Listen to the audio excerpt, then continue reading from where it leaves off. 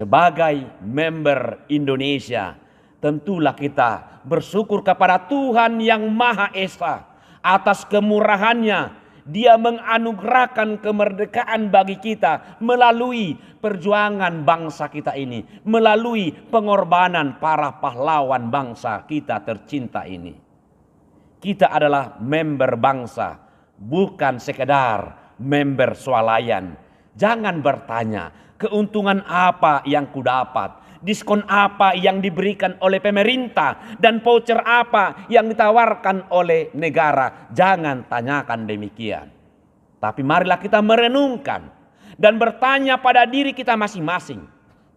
Sumbangsi apa yang sudah saya berikan untuk kemerdekaan yang diberikan Tuhan kepada bangsa kita tercinta ini?